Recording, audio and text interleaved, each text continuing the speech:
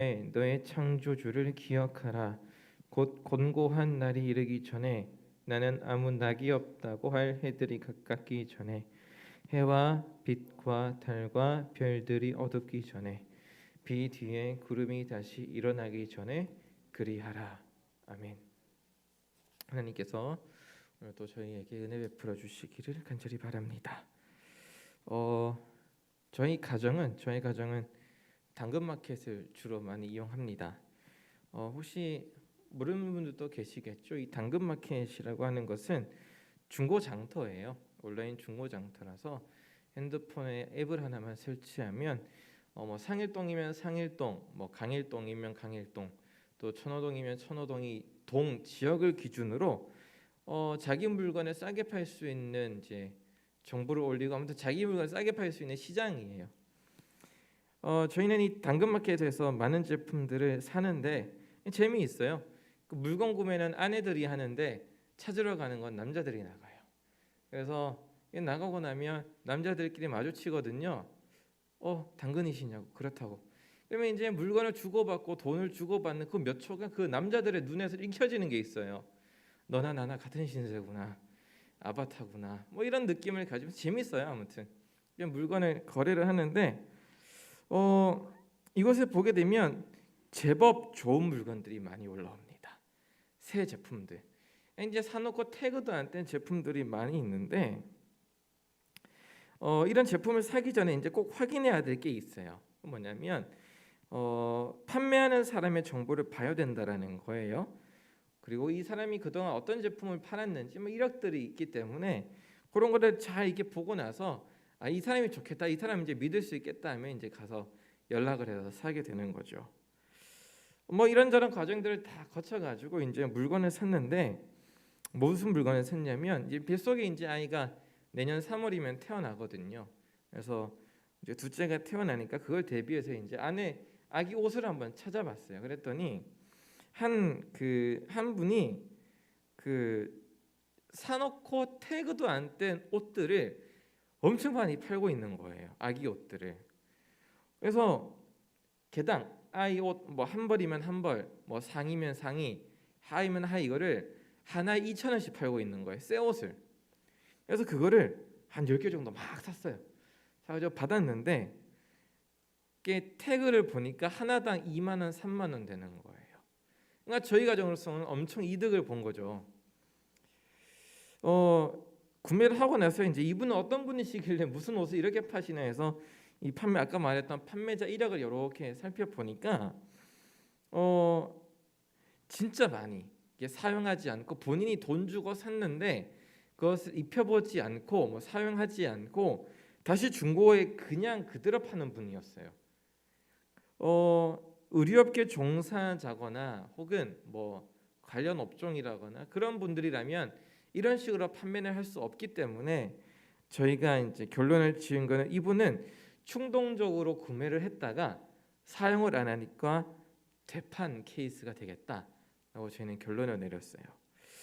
여러분, 이거 물건을 충동 구매하는 이유에 대해서 몇 가지 이유를 설명하는 것들이 있더라고요. 하나는 디드로 효과라고 합니다. 디드로 효과는 새로 산 물건 때문에 다른 물건까지 낡아 보여서 모든 것을 새로 사는 걸 의미합니다. 가령 옷을 새로 샀어요. 옷을 새로 샀는데 가만히 보니 내 신발이 헌 거야. 새 옷에 헌 신발이 마음에 안 돼. 이참에 새 신발을 사야 되겠다. 신발을 산 거죠. 그래서 옷을 사놓고 신발을 사놓고 가만히 보니 안경이 마음에 안 들어. 이 안경 왜 이렇게 오래되지? 그래서 안경도 새로 맞추는 거예요.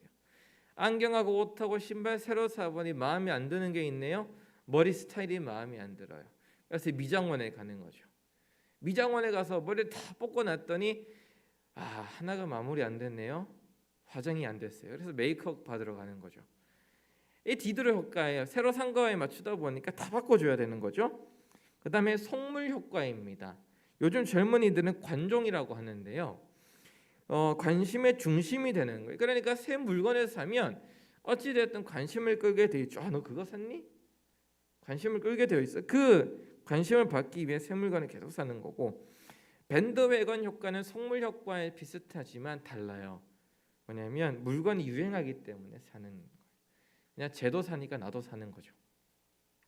네 번째는 미래를 대비. 이 물건을 사면 미래에는 필요할 거야.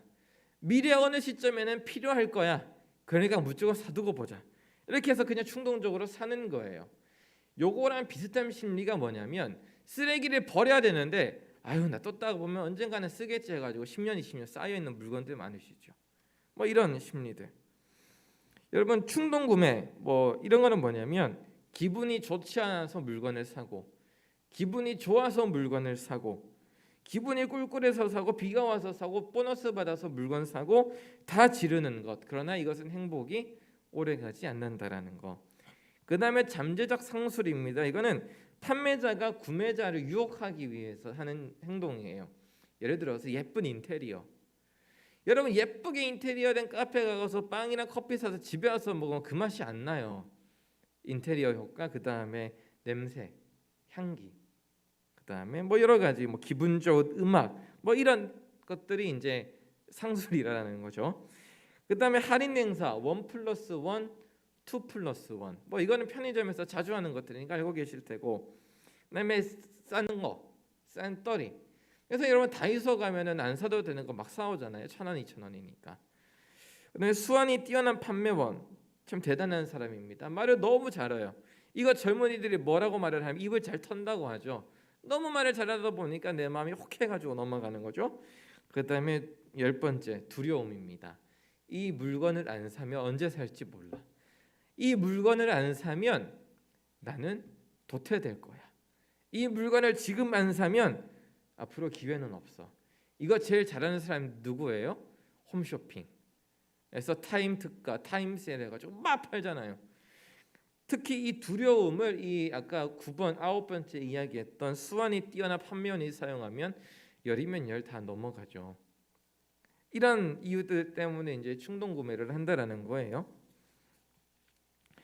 이런 충동 구매의 성향을 반영하듯 2020년 하반기 해외 온라인 판매는 48% 증가했다고 합니다.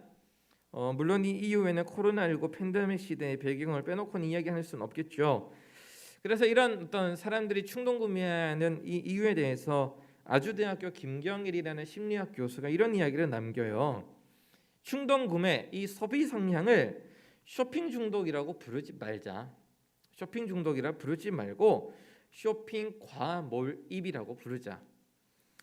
왜냐하면 이 중독이라고 하는 거는 내성이라든지 금단 증상 뭐 이런 거를 수반하는데, 여러분 우리는 쇼핑하지 않아도 뭐 다른 좋은 것들이 많이 있기 때문에 금단 증상까지 가지 않는다라는 거예요. 정말 중독자들은 많지 않으니까. 그래서 우리가 쇼핑 과몰입이라고 하자라는 단어를 쓰는데, 과몰입이라고 하는 것의 이 심리적 배경은 우울감이라고 합니다. 마음이 우울해서. 왜 우울하냐?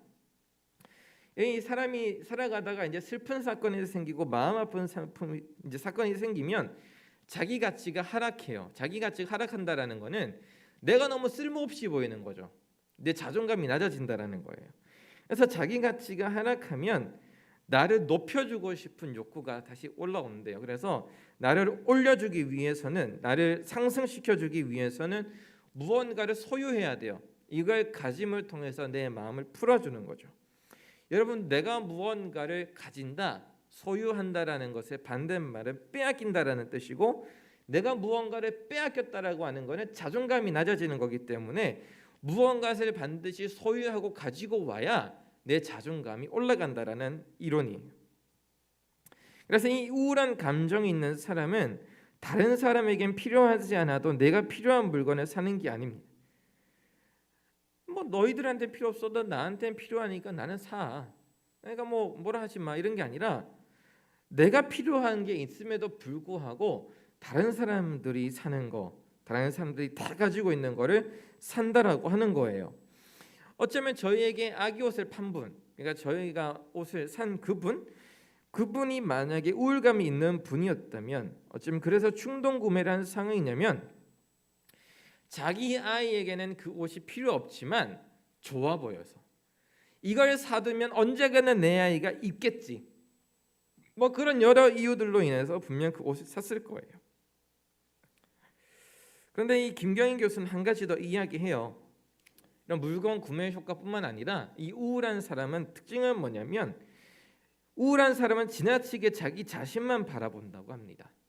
나한테만 너무 집중하는 거예요. 우울한 사람은 나 자신의 부족함만 보게 되므로 타인의 기준에 맞춰 구매를 합니다.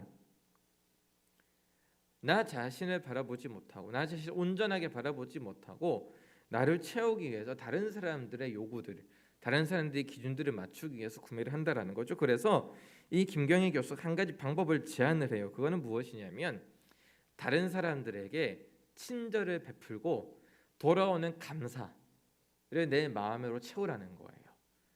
그러니까 예를 들어서 제가 저기 김종수 선생님 지금 눈에 띄어서 그런데 제 마음이 허기가 지면 제가 막 뭐를 사는 게 아니라 김종수 선생님한테 커피 한 잔 사주고 감사합니다는 소리를 듣고 그런 걸로 이제 막 꼭 돈을 쓰는 친절이 아니라 하더라도 이게 그걸로 마음을 채우라는 거예요. 마음의 허기를 감사함으로 채우라는 거죠. 저는 뭐 직접적으로 행하진 않았지만 이번에 그 한종직으로 피택받는 분들이 수행해야 했던 매주 숙제 중에 다른 사람의 필요를 채워주는 것이 있었던 걸로 저는 알고 있습니다. 이 과제 참 좋은 과제였습니다. 여러분들이 알았을지 몰랐을지 모르겠지만 여러분 지나치게 나에게 집중하는 것, 성공해야 된다, 나를 믿어야 된다, 나를 사랑해야 된다, 세상에 살아가는 건 나밖에 없다, 다른 사람 믿을 게 못 된다, 나에게 집중하는 이 사회에서 잠시 더 넓은 곳으로 시선을 돌리는 것, 그것이 이번 과제의 목적이었겠죠. 나아가 궁극적으로는 나에게 함몰되는 것에서 벗어나서 내 삶의 주 대신 예수 그리스도에게 내 시선을 고정시켜 주는 것이 이 교육의 목표였을 겁니다. 여러분 주님의 음성을 듣는 것이 주변 환경에 민감하여 영향을 많이 받을 수밖에 없는 우리에게는 가장 좋은 치료제입니다. 사람은 주변의 소리에 너무 민감하게 반응을 해요. 팔랑귀라고 하죠. 귀가 얇다고 하죠. 근데 여러분 다 귀가 얇아요. 귀가 얇은 사람들, 사회적 환경에 움직일 수밖에 없는 그 사람들에게 우리들에게 가장 좋은 치료제는 주의 음성에 집중하는 겁니다. 내 시선을 주님께로 돌리는 거예요. 아까 김경희 교수가 뭐라고 이야기를 하냐면 쇼핑 과몰입 있는 사람, 통제가 안 되는 사람에겐 중요한 게 뭐냐면 한 가지가 더 있습니다. 그게 뭐냐면 다른 사람한테 전화를 걸어서 코칭 받아보라는 거예요. 야, 나 이게 마음에 드는데 사도 되니? 물으면 아 그거 왜 샀을 때 없이 이렇게 잔소리를 들으면 정신을 차린다라는 거죠. 음성을 듣는 거예요. 누구의 음성을요? 주님의 음성을 듣고 나를 돌이키는 거예요. 나를 객관적으로 보는 거예요. 살아가는 것이 오늘 본문의 말씀처럼 허망하다고 느껴져서 내 맘대로 하고 싶을 때, 의미 없을 때, 이제는 죽는 것 말고는 답이 없다 생각이 들 때 여러분 아니라고 이야기하시는 주의 음성을 듣는 것이 우리에게는 치료제입니다. 내 남은 삶은 헛되지 않다고 여전히 나는 예수 그리스도로 인해 생명력 있는 삶을 살 수 있다는 믿음을 우리는 가져야 돼요. 늦지 않았습니다. 여러분 제가요 참 많이 듣는 이야기 중에 아휴 이 나이 돼서 이제 죽는 것만 남았죠라는 이야기 너무 많이 들어요. 우리 어른들한테서. 아니에요. 우리가 늘 성경에서 보는 것처럼 모세도 칼렙도 여러분 이게 성경 속 이야기만은 분명 아닙니다. 제가 전에 한번 이야기했던 것처럼 제가 속초에 있을 때 한 88모님께서 공부하셔서 대학 들어가셨더라고요. 그분만의 독특한 특징이 아니에요. 하나님께서 우리 모두에게 이끌어 가시는 방향과 해야 될 일들을 늘 맡겨 놓으셨어요. 그분을 보는 그 순간까지. 여러분 죽음 앞에서 모든 것이 허망하다라고 오늘 전도서는 이야기를 합니다. 여러분 오늘 1절과 2절 뒷부분을 보게 되면 그 3절 4절 이후로 한 단락을 보게 되면 죽음에 대해서 기록을 하고 있어요. 집을 지키는 자들은 뭐하는 사람들은 죽음을 앞둔 사람들의 특징을 전도서는 기록을 하고 있는데 여러분 이거 요약을 하자면 그래요. 사는 것, 생을 위해 열심히 일하고 지키고 노래하던 것들이 다 쇠하여집니다. 그래서 죽음 앞에서 유의미한 것 한 가지는 누구냐면 창조주 하나님밖에 없습니다 하는 게 전도서의 고백이에요. 여러분 모든 것이 헛되다라고 전도서는 이야기하지만 하나는 이야기 안 하고 있어요. 모든 것이 헛돼, 다 필요 없어, 다 쓸모없어 내가 살아보니. 그런데 하나가 빠졌어. 무엇이냐면 다 헛되어도 창조주 하나님 한 분을 제외하고는 다 헛돼. 창조주 하나님, 여호와 하나님만 전도서에는 부각시킨다고요. 여러분 이제 위드 코로나 시대라고 해서 이제 많은 사회도 빨리 변하고 교회도 빨리 변하고 있죠.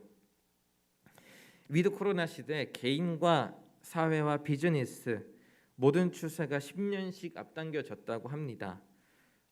이번에 거대한 가속이라는 책이 한 권이 나왔어요. 저자는 스콧 갤러웨이라는 교수입니다. 미국의 교수인데 독점하는 승자와 학살당하는 패자로 앞으로 내 삶은 정해질 것이다 라고 이야기를 합니다. 다시 말해서 강한 사람들은 계속 강해져 가요. 가령 이 사람이 예를 든 거는 구글, 아마존, 페이스북, 애플입니다. 강한 사람들은 계속 강해져 가고 약한 사람들은 그 사람들의 기류에 따라갈 수밖에 없다라는 거죠. 학교와 일터와 공공의 변화, 우리가 살아가는 터가 빠르게 바뀐다는 건데 실은 여러분 여기서 이야기하는 것들, 그러니까 학교, 일터, 공공의 변화, 사회의 변화는 여러분 교회와도 굉장히 밀접하게 연결되어 있어요. 왜 그런가 하면 그 사회를 교인들 여러분들이 살아갈 거거든요. 그러니까 여러분들이 살아가는 세상에는 여러분들의 교회도 영향을 받을 수밖에 없겠죠. 여러분 오늘 죽음에 대해서 이야기를 하지만 여러분 사람뿐만 아니라 우리 사회에서 기존에 존재하는 것들이 다 죽음을 앞두고 있는 거예요. 우리가 지금까지 맞다라고 생각하는 생각들, 이거는 이렇다라고 생각하는 것들, 우리가 지금까지 봐왔던 많은 것들이 이 코로나 시점 전후로 해서 다 죽습니다. 다 사라지게 돼요.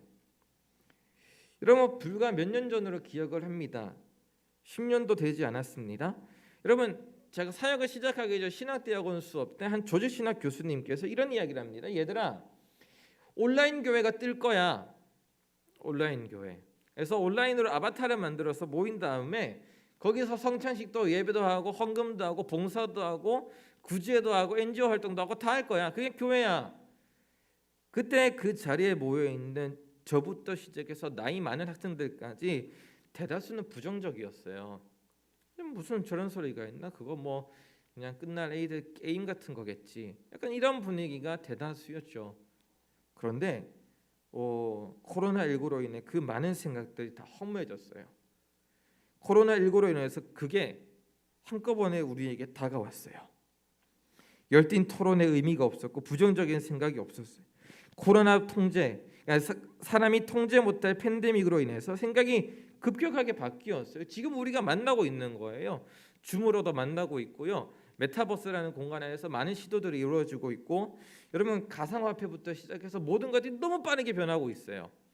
이런 현상을 가리켜서 아까 스콧 갤러웨이는 10년 동안 20년 동안 변할 게 단 1, 2년 만에 바뀌었다라고 이야기를 하죠. 이것이 옳은지 아닌지 막 토론하고 분쟁하고 했던 것들이 어느새 잠재워지고 없어져 버리고 코로나 때문에 안 할 수 없게 된 거죠. 그리고 그거는 당연하게 된 겁니다.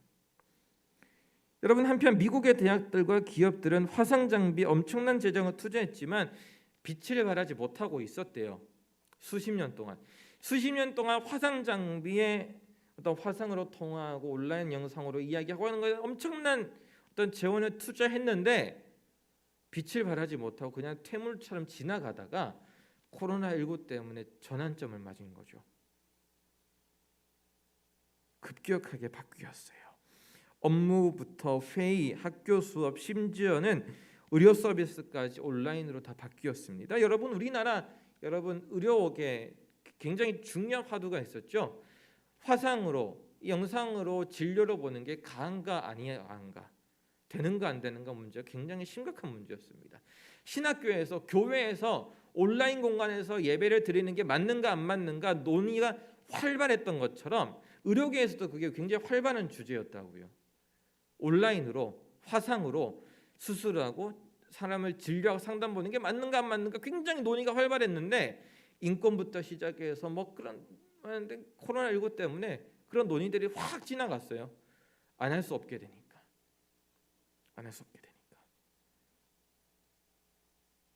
여러분 우리나라의 상황은 또 다르지 않아요. 저만 하더라도요. 그 대학원에서 지금 석사학위 수업을 하고 있는데 학교에 한 번도 안 갔어요. 줌으로 다 수업을 했다고요. 과제 제출도 그걸로 하고요. 그래서 온라인에서 만난 사람들 학교에서 만나면 얼굴 못 알아보고 그냥 지나갈걸요. 사회가 그렇게 빨리 바뀌어요. 근데 앞으로는 더 빨리 바뀔 거예요. 훨씬 더 빨리요. 여러분, 교회가 감당하기 어려운 사회 변화예요. 여러분 그거 아세요? 교회가 사회에서 제일 변화가 제일 늦는 조직이에요. 변화가 제일 늦어요. 변화가 제일 늦는데 저기 사회는 엄청 빨리 바뀌고 있어요. 여러분 그러면 우리가 해야 될 일은 저거 쫓아가려고 막 뛰어가야 될까요? 저는 그렇게 생각하진 않아요. 물론은 필요하죠. 여러분들과 제가 어차피 같이 살아가야 될 거니까. 가령 버스 노선표가 바뀌고 뭐 운행 시간표가 바뀌면 거기 맞춰서 우리가 살아가는 것처럼 맞춰 살아가야 되겠지만 교회가 놓치지 말아야 될 본질이 분명히 있을 거라는 거예요. 빠르게 변하는 사회의 변화를 가슴에 안고 주님이 우리에게 맡겨진 삶을 감당하기 위해서는 오늘 전도서는 뭐라 이야기하냐면 뜬금없는 소리를 하는 거죠. 너희 창조주를 기억하라 해요. 그래서 말씀 한 군데가 생각이 났어요. 다니엘서에서 다니엘에게 하나님이 이렇게 말씀을 하시죠. 다니엘아, 마지막 때까지 이 말을 간수하고 이 글을 봉함하라. 많은 사람이 빨리 왕래하며 지식이 더하리라. 여러분 이 말에 대해서 이단들은 어떻게 사용을 하냐면 이 다니엘의 말씀을 자기들이 받았고 자기들만 해석이 가능하대요. 이 봉함된 말을 자기들만 해석 가능한데 그렇게 해석하면 안 되고 다니엘서에서 이야기하고 있는 것은 뭐냐면 빠르게 바뀌어가는 이 세상 속에 하나님의 사람은 그리스도의 마음과 말씀을 굳게 가슴에 간직하고 봉함하고 그러니까 귀중하게 여겨서 정말 적절할 때 이 말씀을 가지고 살아갈 수 있도록 여기에 곱씹어서 기억을 해야 되는 거예요. 이 빠르게 변하는 세대 그리스도는 더 이상 필요하지 않다라고 하는 이 세대 속에 내가 하나님의 사람으로 살아가기 위해서는 끝없이 매 순간 누구를 기억하며 살아야 되냐면 창조주 하나님을 기억하면서 살아야 돼요. 왜냐?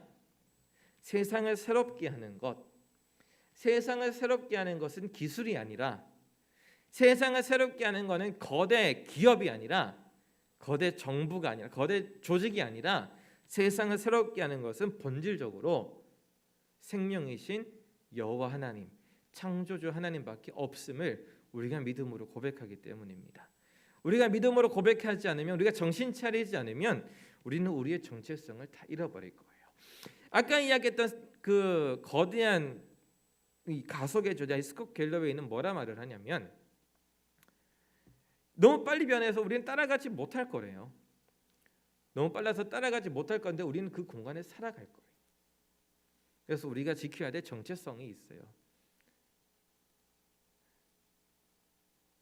코로나19 때문에 참 많은 사람들이 힘들어합니다. 미국에서는요. 당장 필요한 400불, 약 40만 원에서 50만 원을 확보하지 못해서 어려움에 처한 사람들이 그렇게 많이 있다 합니다. 당장 가족이 아픈데 당장 내가 생계가 어려운데 30만 원, 40만 원이 없어서 어려운 사람들이 많이 있다고 하죠. 우리나라도 그래요. 가게 운영이 안 돼서 직원 월급 다 주고 나니 텅텅 비어서 목을 매는 사람들이 너무나도 많이 있습니다. 빠르게 변화하는 이 세대 속에서 수많은 사람들이 죽음을 경험하지만 교회는 우리의 정체성, 하나님의 언약을 기억하면서 우리가 이 세대 속에서 감당해야 될 사명은 무엇인가를 곱씹어 찾아내야 됩니다. 이전의 것들, 이전에 해왔던 것들을 곱씹어서 지금 할 수는 없습니다. 이전에 했던 것들을 계속 그냥 답습해서 하면 우리는 위기에 처할 수밖에 없습니다. 항상 새로 오신 하나님, 새롭게 우리에게 다가오셔서 말씀하신 하나님, 그분의 음성에 집중해서 오늘 우리가 해야 될 것을 반드시 찾아내지 못한다면 우리는 하나님께서 맡기신 우리의 일을 감당하지 못할 겁니다. 우리가 해야 될 것이 무엇인지, 우리 교회가 감당해야 될 사명이 무엇인지를 하나님 앞에서 찾아야 됩니다. 그런데 오늘 성경은 이야기합니다. 제목처럼 아직 늦지 않았다는 겁니다. 왜 늦지 않았냐? 세상을 이끌어가는 분은 거대 기업이 아니라 하나님이시기 때문에 그렇습니다. 하나님이 우리에게 말씀하시고 이끌어 가시는 것, 그것을 신뢰하는 것이 성도의 사명입니다. 기도하겠습니다. 하나님, 세상은 너무나도 빠르게 변해 있고 빠른 속도 속에 정말 많은 사람들은 어쩌면 도태되는 경험을 하게 될 겁니다. 하나님, 그러나 삶을 이끌어 가시는 분은 세상이 아니라 하나님이시기에 우리는 여전히 늦지 않았다고, 우리는 해야 될 일이 있다고 고백을 합니다. 하나님, 사랑하는 상해교회가 이 거친 세상 속에 하나님의 생명으로 하나님 앞에서의 창조적 능력을 갖는 교회 되도록 하나님께서 오늘 은혜를 베풀어 주옵소서. 주님이 우리와 함께 하심을 믿고 감사드리며 예수님의 이름으로 기도합니다. 아멘. 찬송가 292장 주 없이 살 수 없네 함께 부르겠습니다.